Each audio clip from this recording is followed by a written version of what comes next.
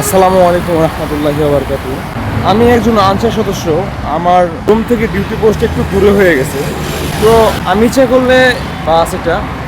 করলে আমি রিকোয়েস্ট করে কন্ট্রাক্টর বা বাস ড্রাইভারকে যদি রিকোয়েস্ট করি আমি এখন রাস্তার মধ্যে, তাহলে হয়তো বা আমাকে নিয়ে যাবে। কিন্তু আমি দেখতেছি বাসের মধ্যে অনেক সিট ফাঁকা পড়ে রয়েছে। আমি রিকোয়েস্ট করতেছি না এই কারণে যে হয়তো বা আমার জায়গা অন্য কেউ যদি যায় তাহলে সামান্য, বেশি দূর না, তারা নিলে 10 টাকা পাবে। কিন্তু আমি যদি রিকোয়েস্ট করে উঠি তাহলে তার 10 টাকা সে পাবে না। 10 টাকা তার একটু সুযোগ হাতছাড়া হয়ে যাচ্ছে। যদিও সে আমাকে হেল্প করতেছে, হেল্পের জিনিসটা অনেক বড়, ইসলামের বিধানে আছে।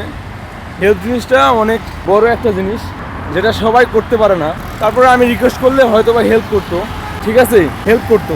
কিন্তু আমি ইচ্ছে করেই হেল্প চাইতেছি না। দেখেন আমি রাস্তার উপরে হেঁটে হেঁটে যাচ্ছি।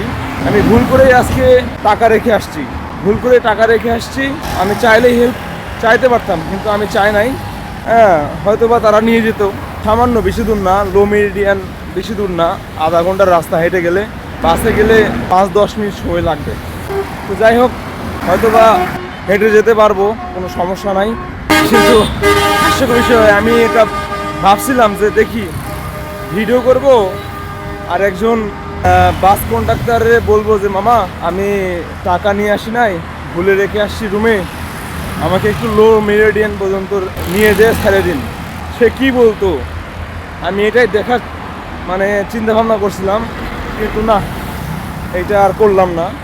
মনে হলো না থাক, এটা করলে হয়তো বা সে, তার মন মানসিকতা অন্যরকম হতে পারে, হয়তো বা নিয়ে যেত, কিন্তু তারপরেও সংকোচ বোধ করতো আর কি। এই কারণে আর কিছু বললাম না, নিজে পায়ে হেঁটে চলে যাচ্ছি। এখন বাজে 1:30, আর সর্বোচ্চ 10 থেকে 15 মিনিট হাঁটলে আমি নো মেরিডিয়ানের কাছে চলে যেতে পারবো।